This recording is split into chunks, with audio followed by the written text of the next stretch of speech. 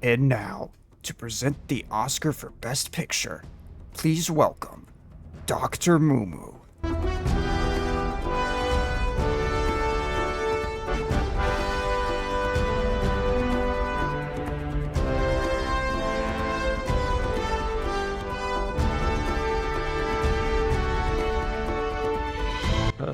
Hey everyone. I'm the presenter of this award. Movies. We all love them. We all love them, but who needs them? Yes. Today we have a great Moomoo Awards for y'all. Today we're back for another Moomoo Awards mini. And this one will actually be mini, unlike the last one. At least I hope. I actually have no idea. This time we will be ranking the Oscar Best Picture nominees for the 2026 Oscars. As you probably already know, we already did a Moomoo Awards for the movies that came out in 2025, so you can probably guess the winner of this award. Or can you? Because I've actually had to change the math voting system here, since some of these movies were only watched by a single person. Me. Either way, we'll be switching up the format, and I'll be looking at the movies on a case-by-case basis to see if they even deserve to be nominated here, and if they deserve the award. So, I'll be ranking them as I go, essentially. By the end, we will have answered not only what should win the Best Picture at the Oscars this year, but which movies don't deserve to be here. Don't worry, none will be as bad as Emilia Perez last year. Or will it? And here's the judges this time around. And as usual, we will have their score out of 5 possible at the bottom of the screen after each reveal. If a judge doesn't show up at the bottom, they didn't watch the movie. Anyway, let's start with the first movie. But before we open the envelope and just decide who wins, I have to talk about the movies. Movies, we all have them, love them. It's cool. In Bugonia, we follow Michelle Fuller, played by Emma Stone, who is the CEO of some company, who is kidnapped by Teddy, played by Jesse Plemons, an unstable man who is convinced Emma Stone is an alien. The movie sounds wild on paper, and it is wild in action too. First, I just gotta say the performances are incredible. Emma Stone is almost always terrific, and is of course great here. Jesse Plemons is truly incredible though, and delivers his best performance to date here, which does make him not getting an Oscar nomination for this pretty disappointing. Jesse Plemons does just an immaculate job at playing this deranged man who has experienced so much loss and turmoil that his mind is broken in a very scary way. It's depressing, which makes the comedy in this film so contrasting in a quite beautiful way. He believes everything he says, despite how crazy it sounds, and he's so nonchalant about it, delivering those lines just as normal as he does every other line. Except for those moments we get true anger and emotion out of him, which Plemons also showcases beautifully, and it results in making so many scenes in this movie so tense. His performance, combined with the score of some truly thrilling music, makes these tense moments some of the best scenes of the year. Aidan Delbus as Don is also a great inclusion here, and makes the entire movie more tragic and heartbreaking. The contrast between the tragedy of Teddy and Don's situation to Michelle's situation is so clever and makes you question things as things continue. Yes, they seem very different, but they're two sides of the same coin, and they both seem to be each other's victims in the large scheme of things, with Michelle seeming as a better person purely because she's very put together and corporate. Yet, you could see the very attitude of the rich, like Michelle, being the reason Teddy has fallen this low with no help.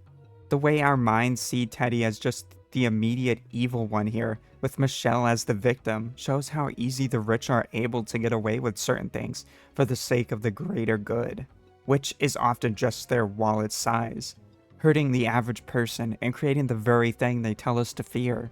Very fun exploration of themes here, and I like the ending a lot, which really brings it home in a fun and tragic way. This is the first one, so it's going at the top of the ranking with a score of 4.4 out of 5. I'm glad it's here, nominated for Best Picture, because it's pretty damn good. So I'm hearing from who I assume is Mr. Oscar himself, and he's telling me I'm supposed to be listing the nominees and not talking about them. Well, he can't exactly stop me. Hell, tell him to come up here now and hit me. We all saw what happened last time with that.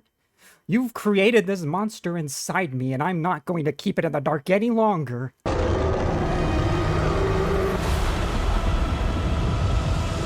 Frankenstein is an incredible adaptation from director Guillermo del Toro of the Mary Shelley novel. It's well shot, looks amazing, and is well acted. Oscar Isaac as Dr. Frankenstein is very good. I love the way he just yells lines out of excitement. I mean, he practically yells everything here. It's very funny, but also feels right for his character to me. He sells both the tragedy and monstrous side of the character, which helps sets its messaging and questioning to the audience of which one is the monster. Speaking of which, Jacob Elordi makes for a great Frankenstein's monster. He's really tall as hell, so you don't even have to do anything more really to make him menacing in practically every scene, which contrasts well with the gentleness we see the script call for, and Elordi demonstrates it in his scenes. Frankenstein's themes from the book are in full display here and do remarkable work with the showing of the cycle of abuse and marginalization of people. What this film does its best work, though, is its costuming, makeup, and set design. The sets here are terrific and have that typical Del Toro energy you feel he puts in all his work, which you can also see in the costuming and makeup. Every outfit here is so well put together and adds so much to the overall aesthetic of the film, and are all remarkably beautiful. The makeup on the creature is good too, and I like how he doesn't look that monstrous, which makes the hatred towards him for no reason other than appearance all the more baffling. In the end, Frankenstein 2025 is a great adaptation of the source material that sticks to its themes. Unlike most other attempts that just want to be a boring monster film, I find the creature's journey relatable and felt a good connection to this film, which made me really enjoy it, and I think many others will find that too. Frankenstein gets a score of 4.7 out of 5. And goes above Bugonia. Glad it manages to make its way into Best Picture at the Oscars. Next up is... Hold on guys, sorry I'm getting a call, but this is more important. This is a moment in history that will be remembered for generations, so whoever is calling me can wait. If it's my cancer doctor saying I need some immediate emergency life-saving procedure, well then he can piss off too. He's just as abusive as Dr. Frankenstein for ruining this pristine moment in television. He will live. Hamnet follows Shakespeare's wife, Agnes, and Shakespeare himself as they navigate the death of their son, Hamnet. And it does a great job. The scenes showcasing the grief of losing a child that neither of them got to say goodbye to are utterly tragic. I love how they both sort of fight this grief in different ways, with Shakespeare ultimately making a way for both of them to let go of Hamnet, while letting him live on forever in the spirit of Hamlet. The emotion both Jessie Buckley and Paul Mescal are able to give here is what really makes this movie, in my opinion, because everything else here does feel like stuff I've seen before. It's not bad, the writing and all that are great, but they never go anywhere new or interesting beyond that. Which is fine, but does keep this from being favorited by me, like the other Oscar noms I've done so far. The final scene involving Agnes in the play is truly terrific, and the best part of the entire movie. It carries over the metaphor she herself previously established involving her bird. The choice to have Shakespeare go unnamed until the end of the movie makes sense, but I don't know if it necessarily works in removing the mythological aspect of what Shakespeare as a person has become. I think it was a smart decision, but I see a lot of people online thinking it was meant to be like a twist, rather than removing the fame of the name and thus making him more of a character we could see as human, like us, and not a legend. So as a result, I'm not sure that entirely works the way it was intended. The movie's also pretty slow at the start. It takes a while to get to the point where the movie actually becomes interesting. Outside of that, I'm not sure how much of this movie will truly stick with me and have its scenes replay in my mind like they do a lot of scenes in these other nominated movies. I'm being a bit harsh because, as I said, I do think this is great, and I'm not against or angry at it being nominated here at all, even if it's not my number one pick. Hamnet gets a score of 4.2 out of 5, putting it at the bottom of the list, but still not by much, and I still think it's good to see it here. It's warming to know their son will live on forever through the embodiment of Hamlet. always haunting its story.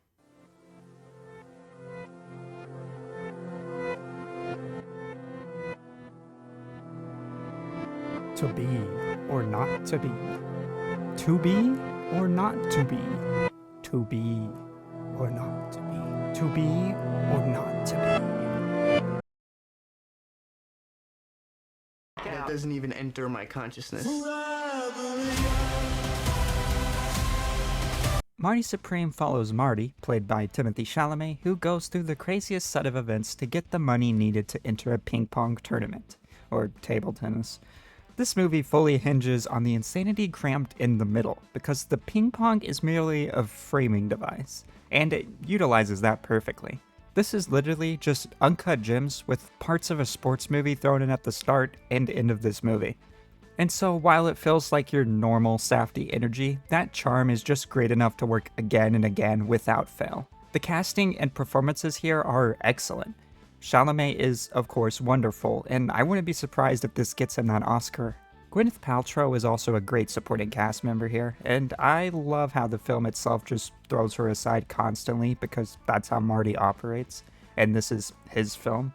Kevin O'Leary, Mr. Terrible himself, is unfortunately great here. He's a terrible person who is evil, manipulative, and destructive, which is why he is good here because his character is that exact same way. I love the breaking down of this egotistical character of Marty, who thinks he's the greatest thing ever for being good at fucking ping pong. He says his people built the pyramids. He tells the girl he likes that she's lucky to be a nobody, and even state he's the byproduct of Hitler's defeat.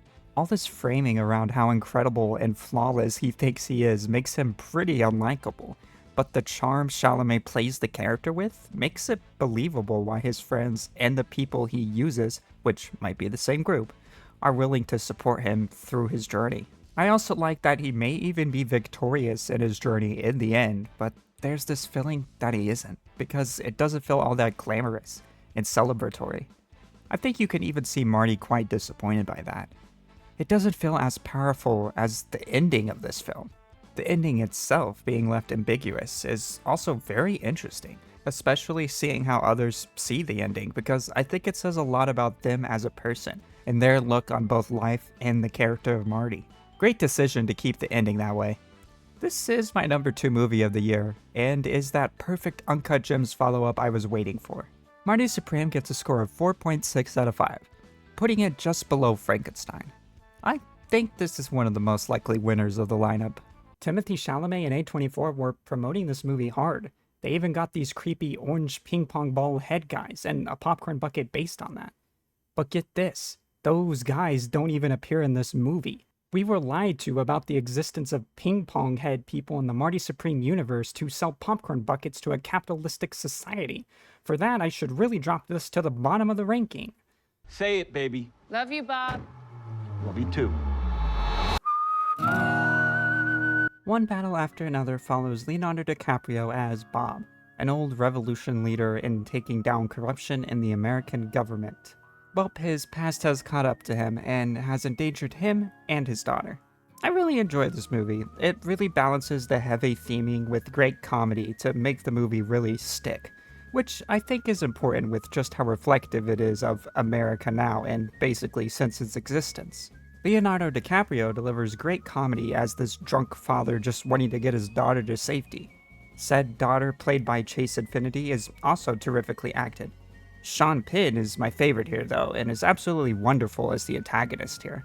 He's both menacing and feels incredibly stupid, which makes him even more scarier. He shows the dangers of having this damn racist bags of shit given any form of power, which is sadly everyone in power in America today. Any scene with Bob on the phone is comedy gold and left me with constant laughter. There's some incredibly tense action scenes as well, and one with the car in the hill part that felt really fresh and unique in its use of tense feelings from anything I've seen before. I'm not going to spend much more on this one because many of you know where this is going if you watch the MooMoo Awards of 2025. So, of course, one battle after another with a score of 4.8 out of 5 manages to battle its way up to the top of our ranking. Will something beat it, or will this terrific win take it home? And well, that's that. Hold on. Stop calling me! I'm busy! I don't fucking care whose agent you are. The prestigiousness of this event is being ruined by your bum ass. I just want to go home and get this day over with, but you just can't wait like 30 minutes to call me back. Good day, sir. Sorry, guys, I just get so many calls from useless people. It's just starting to become one battle after another.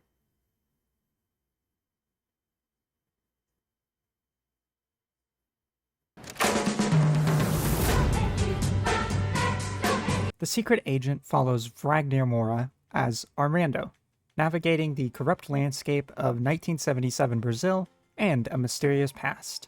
I love how the feel and color of this film is, and it manages to really encapsulate how I imagine this time and location would feel and look. Ragnar Moura himself is great in this role. He's a very likable character because I think he's able to give off that everyday man energy. It makes the character pretty relatable, especially since the struggles he's facing are a mirror to those everyone around the world has been and still is facing. I loved him as the voice of Death in Puss in Boots: The Last Wish.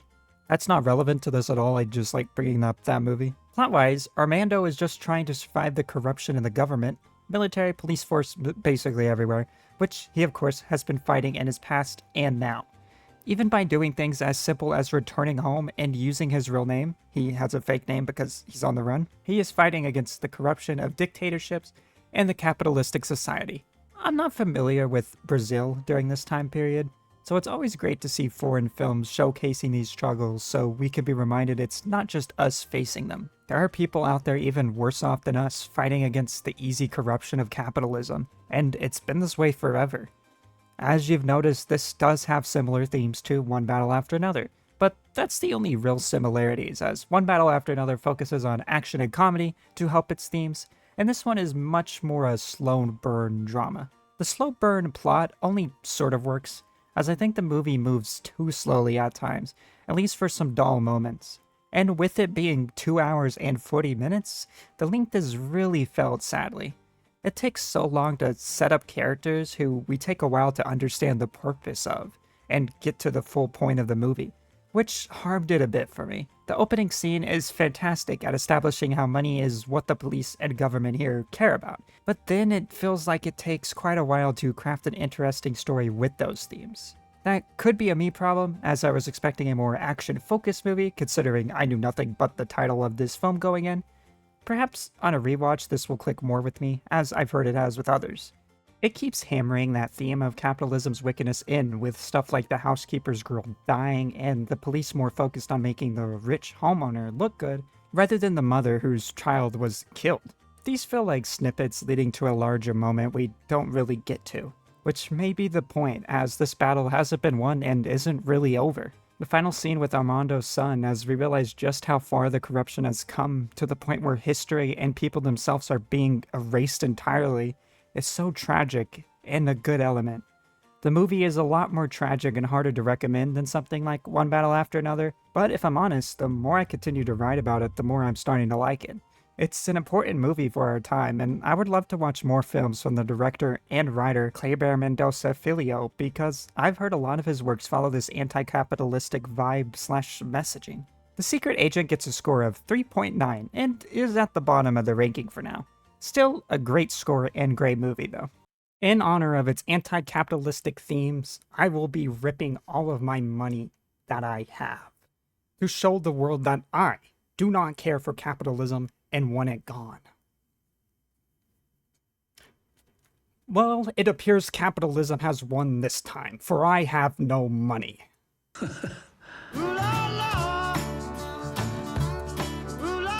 Sentimental Value is a pretty small film. By that, I mean the story on paper feels much smaller than some of these other ones, since we're not fighting vampires or the government. And yet, this movie makes its smaller plot feel just as grandiose as those two, by really focusing on character connections and its dramatic themes. Sentimental Value follows the story of Nora Berg, played by Renate Reinsve, and her connection with her estranged father Gustav Berg, played by Stellan Skarsgård, who has re-entered her life. The relationship between those two characters is showcased and explored magnificently here. Both actors play their characters wonderfully, and with the right amount of emotion, and in some instances, a lack of emotion. Gustav wants his daughter to be in his new movie, but she declines because of their lackluster relationship, since he just left her when she was young. Throughout the movie, we see Nora truly be broken down by the cracks in her foundation that refuse to leave. And with her father returning and not being able to show emotion, it doesn't help. Both she and her father are similar, hammered in by the movie and its cinematography. We even get hard cuts between scenes to mirror how they barely transition between these moments in their life, since they're not able to really feel anything for long periods of time, showing the disconnect between their experiences and their mind. Both are broken by their past, and neither of them can connect to each other, or really anyone, despite these similarities. Nora's dynamic with her sister is interesting as well, as her sister seems to have turned out okay, but only because she had Nora to care for her when she was young. We could see just how they turned out emotionally in their job choice as well. Nora becoming an actor because it's easier to be someone else than deal with her own emotions and past, and her sister being an academic historian, mirroring how she's better at processing her past. I'm going to talk about the ending now, so use the spoiler skip button in the description to skip ahead if you need. 3, 2, 1. The ending scene with the previously explained one-shotter for Gustav's movie, which Nora has now agreed to act in, is both utterly tragic and heartwarming. You kind of hope it turns out differently, but you can't change the past, only move on from it. And that scene where Nora and her father are just standing there, still unable to communicate with words in conversation or anything like that, makes the scene beautifully tragic. Despite that still lack of a full daughter-father relationship, there is now at least an understanding between the two, because of this film they made. The awkward just standing there to the end of the film is truly a remarkable choice. Also, BD-1 from the Jedi games makes a cameo in this movie, surprisingly. This is of course teasing the soon-to-be-announced Stellan Skarsgård's character from Andor and BD-1 calling a Star Wars story. Sentimental Value gets a score of 4.3 out of 5 and is put below Bugonia. Incredible movie that activated my feelings throughout. Their house may be sad at times, but it could be worse. If my house could talk, it would say,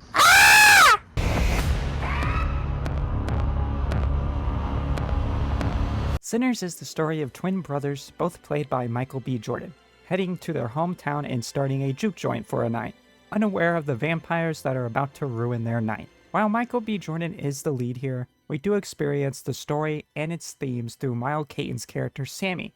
Sammy is a very individualistic person and loves creating music about his experiences, but his father says the music is from the devil because of the brainwashing of the fascist white side of Christianity. The film drives this further by using the vampires as a metaphor for this. They don't want to kill people, but turn them into soulless beings that are just like everyone else, removing the individual and cultural differences between people to make a melting pot of nothing unique, rather than a salad containing many unique options. The fight against these vampires is the black community's fight against Christianity, or specifically, the oppressiveness of the church's translation of what's righteous. Hell, the vampires aren't even defeated by normal religious means, as stuff like the crucifix has no effect. Meanwhile, Sammy's unique and individual self found in his music and the soul of his guitar is what is seemingly stopping these vampiric threats. It's a really sharp and clever metaphor that is super complex and has more layers than even that, like the choice to make the vampiric villains Irish specifically. Themes aside, the acting is incredible. Michael B. Jordan is my personal best actor of the year, and he's able to play these two different but similar twin brothers here perfectly, especially after a certain something happens to one of them. And the cast as a whole is easily the best casting ensemble in a film this year. The songs are also the best of the year too. There are so many catchy, powerful, and beautifully thematic songs here. Miles Caton has such a magnificent voice, and I Lie to You shows that, as well as the beautiful history of black music and music as a whole. It's a big celebration of black history, especially in the music side of things, and explores their fight against American colonialism. I absolutely adore everything about this movie. Sinners gets a score of 4.6 out of 5, and goes below Marty Supreme. A truly great contender for this award. 1, 2, 3, 4, 5. Put the hair and turn her down the rocky road and all the way to Double Lip.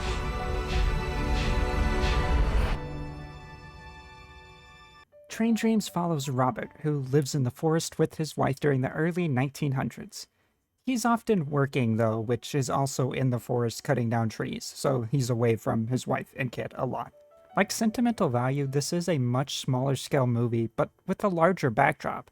We're looking at a time of constant and big growth in America, technologically speaking. That's not at the center of this film though, since Robert is rather isolated, and these inventions seemingly come out of nowhere, as they would for a lot of people in this time period. The movie does a great job at showing just how quickly and drastically time can change for those unaware.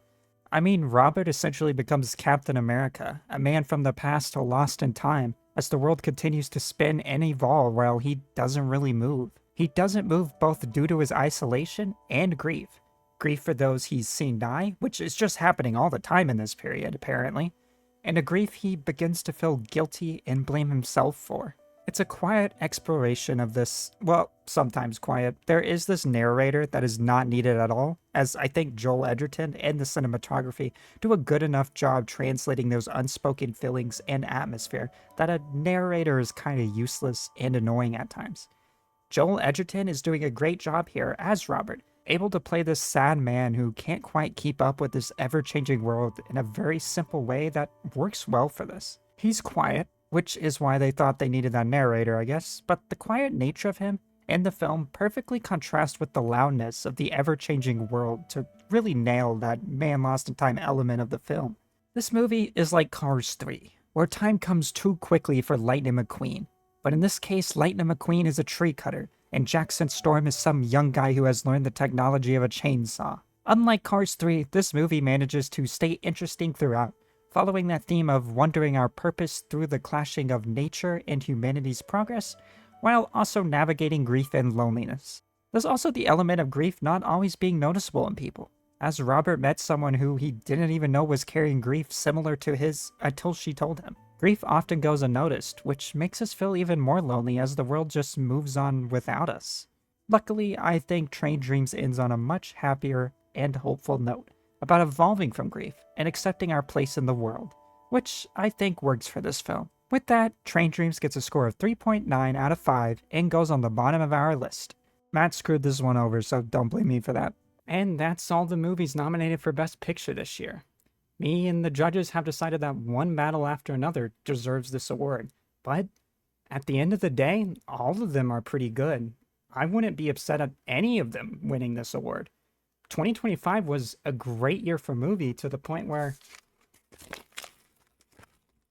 I don't even need to give out this award. I just hope this year can have the same... Hold on, those bitches are calling me again. What? Holy shit, Brad Pitt? How the hell did you get this number? Wait, your what is nominated?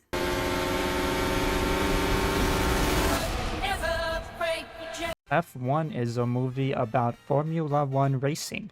They do car races. The main characters want to win car races, but they no good at being a team. Look, if you like sports movies, and specifically racing, then you might enjoy this movie, but it's definitely not for me. The racing had me engaged to some degree, but only at certain moments and not enough to keep me from the boredom I felt. I think the racing looks good, and the cinematography used with it was well done, as it is with the rest of the film too. The cars feel fast, and maybe they're real race scenes for the most part, I don't really know, but everything sounds, feels, and looks how it should. I just don't care about racing enough, and the movie didn't fully push me to either, so I found myself zoning out during some of the race scenes. I also zoned out a lot during everything surrounding the racing too. The two racers, Jason Pierce and the Brad Pitt one, don't like each other, so they gotta let you know that and fight all the time. The relationship is about the only interesting thing outside the racing here. Every other character feels like they have an attempt made towards making them meaningful and somewhat fleshed out, but none of it sticks as special or very good. That relationship with the two leads is fine, but never really passes the base level of what you'd expect from this type of story. They bond a bit, and from like one bonding session of poker, they basically immediately become semi-besties. The showing of relationship development happens faster than the damn cars racing, I swear to God. The movie's not bad, it's just kinda average, and I'm not entirely sure why it got nominated for Best Picture.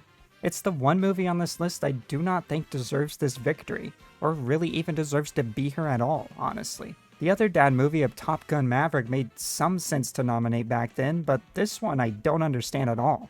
Like, this is basically the same level to me as Cars 2006, And they didn't nominate that one, with the other two judges who watched it liking it, though it does get an average score of 3.9 out of 5, which it doesn't even end up at the bottom with, instead in 9th. That's still a good score, so maybe it does deserve to be here. Maybe I'm just a hater. Maybe Twitter has gotten to me and I can't enjoy anything anymore. Oh God, what have I become? My sweetest friend. Everyone I know goes away in the end. And you, dear viewer, can have it all. My empire of dirt. For I have let you down. I have made you hurt.